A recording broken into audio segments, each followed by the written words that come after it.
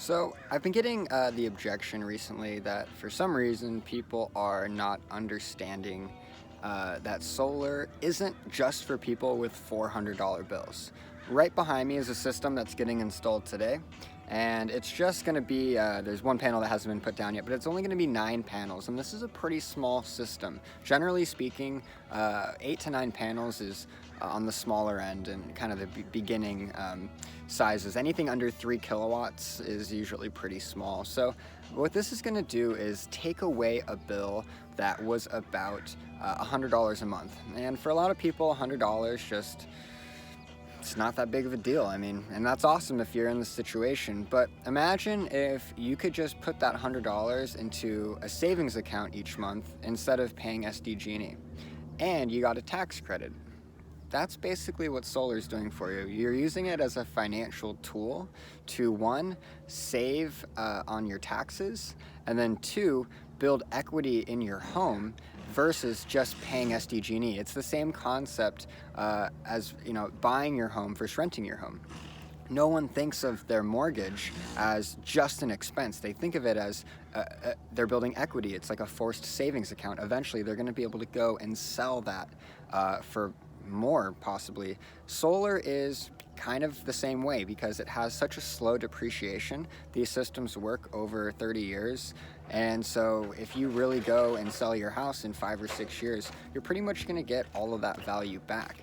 Think of it this way. It'd be like buying a car, driving it for 10 years, and then selling it for the same price that you bought it for. You pretty much just drove it for free. So even if your $100 a month payment isn't all that bad, and you don't care about $1,200 a year, think of that over 10 years. That's assuming the price of power doesn't go up. That's $12,000. And who doesn't want $12,000 in their pocket plus a tax credit of at least five or six thousand, or $4,000 to $6,000 probably for a small system? Still makes perfect sense.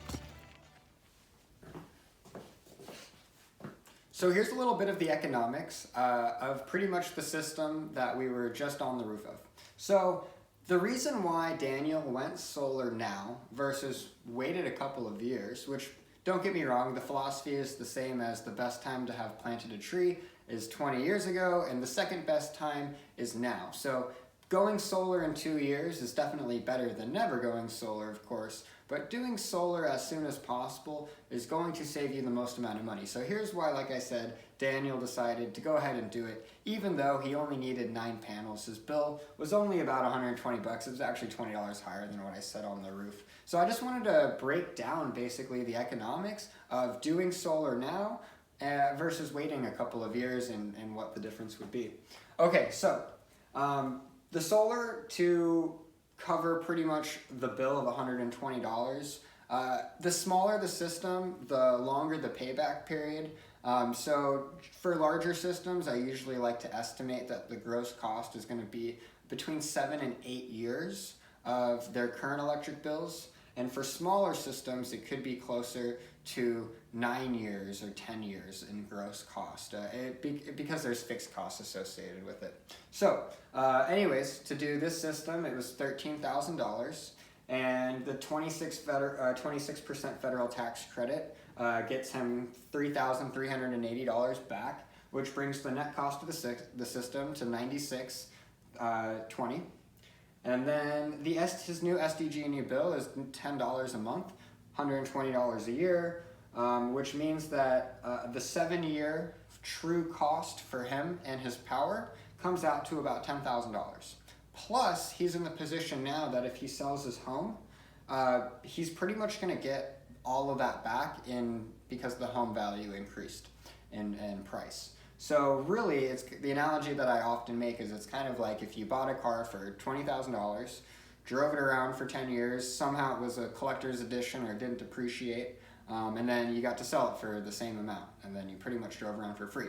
That's essentially like what you're doing with the solar, and what makes it really sweet now is because the depreciation curves are over like 30-year period. They're really slow depreciation curves. So if you do sell your home in like 7 years, your system is still worth quite a bit. And remember that really it's worth 13, but you got over 3,000 back. So even if you don't get the full 13, even if you only get 10, you're still essentially breaking even. You didn't pay anything for your power. Okay, so like I said, true cost over 10 years, $10,000. Okay, so what happens if you're like, cool, I love solar, I like the idea of it, but I just don't really have an incentive to do it now, or I don't have the cash or something like that. But if you can finance it, you're on your way to start building equity. And here's what I mean. So let's say you waited 2 years. If your bill's $120, same scenario. Your first year, you're going to spend about $1,440. Second year, assuming everything goes up, 5% or so, 15, 12. And then you decide to buy the system, and let's just say the system is the same price, $13,000. But if you made your decision, let's say you made your decision 24 months from today, it'd be December of 2021. The tax credit date isn't when you sign the contract, it's when the system is up and running. So we're talking a 2022 installation at this point. So the tax credit is gone completely at that point. So you pay the $13,000, you don't get any back. Plus, at that point in time, you'll be signing, it's kind of complicated for a different video, but you'll be signing the net metering 3.0 agreement, not the 2.0 like we're currently in, and the credits you get back may be higher. So I'm estimating that your bill isn't $10 a month, but now because you're not getting as good of credits, it's $40 a month. And so if you basically add up 1440, 1512, 13,000, and then you take $40 and you basically times that by 84 months, you come out with a 7-year true cost of $18,352. So as you can see, doing solar now and kicking SDG&E to the curb as soon as possible, getting your tax credit is, in just a 2-year period, is going to save you $8,000. And keep in mind that a bill of $120 is on the lower end for when solar even makes sense. If you have like a $300 bill, $250, I mean, there's a lot of people with $400 or $500 bills that we service. This number is only going to increase. The gap is only going to get bigger. So don't pay cash. If you can't pay cash for your system, don't. You don't have to. You can just simply finance the system, replace your current SDG&E bill with a payment for the solar that, one, is flat. It's not going to fluctuate throughout the months. It's not going to go up every year. And at the end of the term, it's going to come to an end. And then it's like a paid off car that just keeps on running. So yeah, it doesn't make sense to not finance it.